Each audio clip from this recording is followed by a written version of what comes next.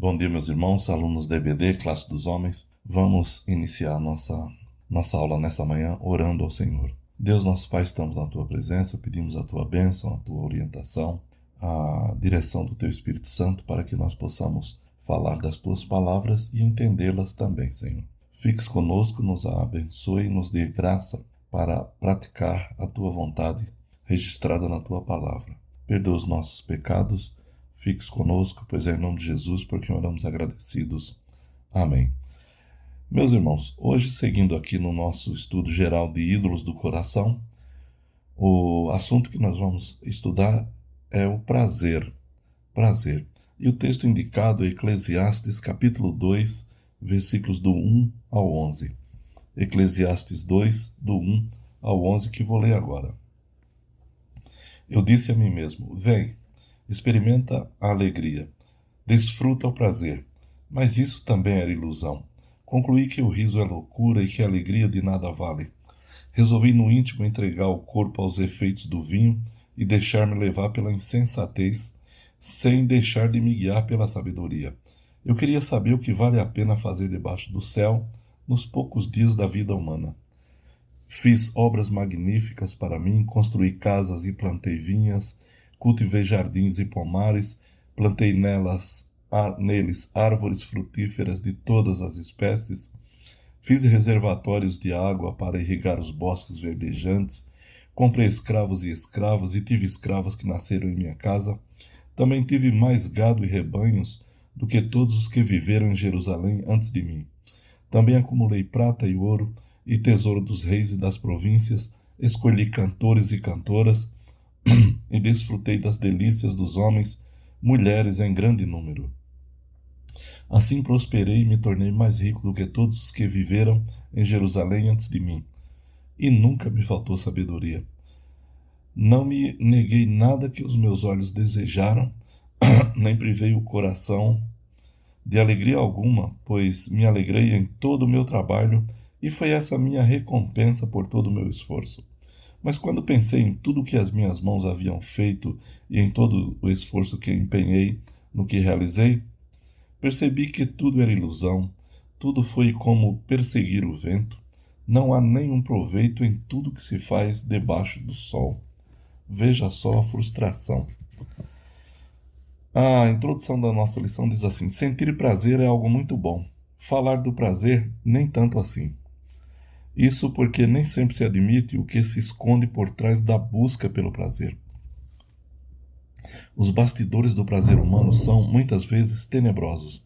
Mas é preciso deixar claro que o prazer é um sentimento criado por Deus. As Escrituras dão várias indicações disso. Depois de ter consumado a criação, viu Deus que tudo era muito bom. Gênesis 1:31. Não se pode negar que essa satisfação sentida por Deus foi uma sensação de prazer e contentamento. Mas o que é prazer? O dicionário online define prazer como uma sensação que, normalmente relacionada à satisfação de um desejo, vontade e ou necessidade, causa contentamento ou alegria. No campo teórico, é uma definição interessante, porém ninguém foi tão preciso nas definições práticas do que seja o prazer, na perspectiva humana, como o autor do livro de Eclesiastes. Ao ler Eclesiastes, a primeira impressão que se tem é que o autor é um homem profundamente envolvido com as questões existenciais. Pode até parecer sugestiva a leitura do livro com as lentes de um filósofo existencialista com pensamentos como os de Nietzsche ou Jean-Paul Sartre. Eclesiastes é um dos livros bíblicos que mais fala sobre o prazer em todas as suas vertentes. Foi escrito por alguém que provavelmente vivenciou as mais variadas experiências de prazer que um homem pode desfrutar, o rei Salomão. Jerônimo, um dos pais da igreja no século IV, disse que o propósito do livro de Eclesiastes é apresentar a total vaidade de todo prazer debaixo do sol. No segundo capítulo do livro, percebe-se a saga de um homem que trilhou as mais diversas possibilidades da existência humana com um único desejo: encontrar prazer. A lição traz os seguintes tópicos para reflexão. Primeiro, a busca do prazer pelo prazer.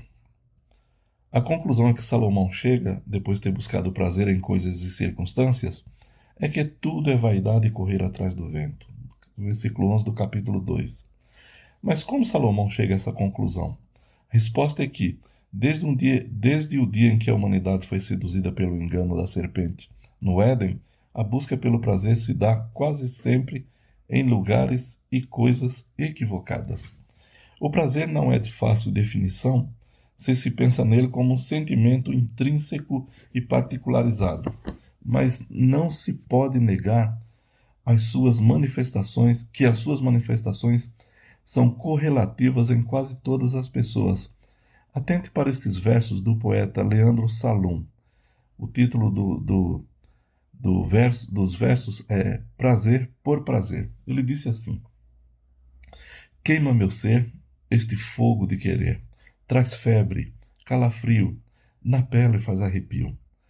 Arranha minha porta essa proposta torta, querendo sair de dentro fugir.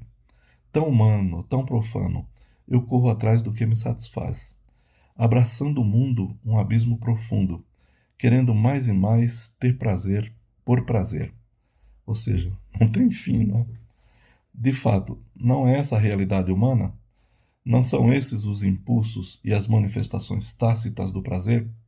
Há um conflito existencial confundindo as pessoas e querendo fazê-las acreditar que o desfrute do prazer momentâneo é o mesmo que desfrutar o prazer pleno, a felicidade. O prazer pelo prazer não é felicidade, é hedonismo. Por sua vez, o hedonismo é a expressão humana de busca de felicidade através do prazer absoluto. Na filosofia hedonista, o prazer é o objetivo supremo da vida. Esse caminho foi trilhado por Salomão. Ele buscou prazer na bebida, nos empreendimentos, nas riquezas, na cultura, na arte, nas experiências sexuais, na sabedoria, no conhecimento e no consumismo. Salomão experimentou as mesmas fontes que muitas pessoas hoje experimentam na busca pelo prazer. Como um poço sem fundo, a busca pela satisfação e felicidade em fontes erradas não tem limites.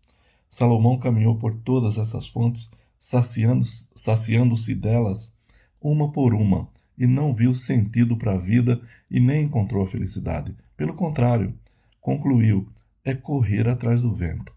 Parece frustrante, não é verdade? E de fato é frustrante. A busca do prazer pelo prazer, sendo um ídolo do coração humano, chega a ser inconsequente. É aqui que muitas pessoas se perdem. É aqui que nascem os viciados que nunca admitem sê-lo. Salomão aponta para a falta de controle. Sempre se quer e cada vez mais. Esse poço não tem fim. Leva muitos a viverem as amarguras e consequências da inconsequência. Vale a pena conferir o que o apóstolo Tiago fala sobre isso. Disse Tiago no capítulo 4, versículos do 1 ao 3. De onde procedem guerras e contendas que há entre vós?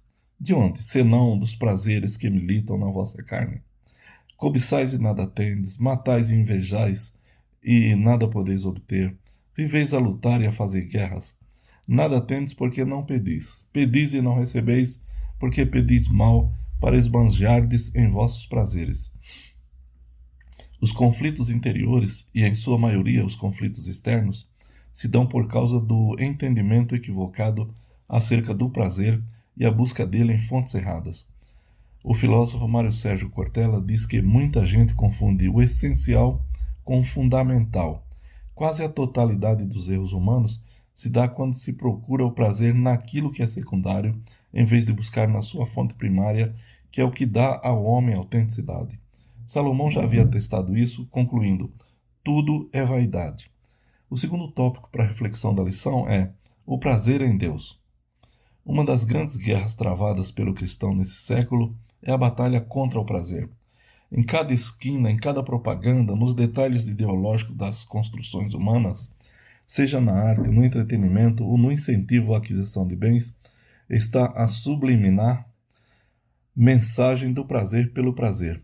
Até os outdoors evangélicos anunciam tais mensagens. Dizem eles, parem de sofrer. Então pode-se chegar à conclusão de que ao cristão é vedado o direito de usufruir as coisas que dão prazer à vida? Não. Desde que a fonte do prazer seja Desde que a fonte do prazer do homem seja aquele que o criou, Deus, então ele está certo buscando prazer. O salmista dizia: suspiro, Senhor, por tua salvação, a tua lei é todo o meu prazer. Salmo 119, 174. A resposta da primeira pergunta do Catecismo Maior de Westminster, qual é o fim principal do homem? É muito precisa: glorificar a Deus e gozá-lo para sempre. Essa é a real fonte de prazer para o homem. Salomão conclui o livro de Eclesiastes deixando bem claro que o inverso do que as pessoas normalmente fazem é a melhor opção para uma vida de prazer pleno. Diz ele em 12:13 de Eclesiastes: agora que já se ouviu tudo, aqui está a conclusão: tema a Deus e guarde os seus mandamentos, pois isso é essencial para o homem. O prazer e a felicidade que você procura em coisas, pessoas ou circunstâncias se encontram, na verdade, somente em Deus. Contextualizando as palavras iniciais do Salmo 1, pode-se chegar à seguinte conclusão: feliz é o homem que não busca prazer nas fontes vazias do mundo, mas tem o seu prazer no Senhor e na sua palavra. Para o salmista, o verdadeiro prazer promove solidez, vivacidade, frutificação e satisfação contínua, regada pelas águas da provisão divina. Nesse sentido é que Paulo diz: aprendi a adaptar-me a toda e qualquer circunstância, sei o que é passar necessidade e sei o que é ter fartura. Aprendi o segredo de viver contente em toda e qualquer situação, seja bem alimentado, seja com fome, tendo muito ou passando necessidade. Tudo posso naquele que me fortalece. Filipenses 4, do 11 ao 13. Logo, pode-se entender que o problema não é ter prazer nas coisas que o mundo oferece, mas sim colocar os prazeres deste mundo como o bem supremo. Você pode ter prazer no cuidado com seu corpo, não por exibicionismo, mas por entender que é necessário preservar o templo do Espírito Santo. Pode ter prazer nos seus bens, não por achar que eles são a razão da sua existência, mas com gratidão àquele que lhe deu tudo que você possui. Pode desfrutar o prazer do sexo, não pela libertinagem que domina este século, mas pela bênção criada por Deus para o homem e a mulher, chamada casamento. John Piper, em sua mensagem Como o Prazer Cristão Transforma a Batalha contra o Mal, diz que esse ídolo do coração se vence pela fé. Fé é a vitória que vence o mundo. E fé é estar satisfeito com tudo que Deus é para nós em Jesus. Você tem que bater nessa tecla toda manhã para que os males que tentam agarrá-lo percam suas presas. Esta é a fé que leva ao prazer pleno em Deus, conforme ensinada por Jesus em Mateus 6.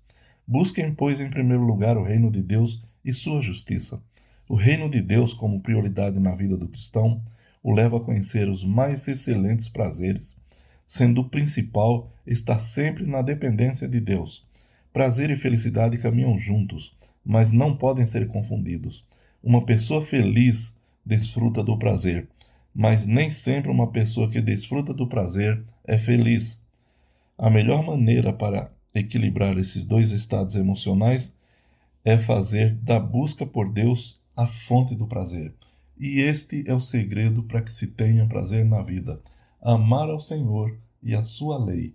Só em Deus o homem se realiza. Só através dos princípios de Deus é que podemos ser felizes.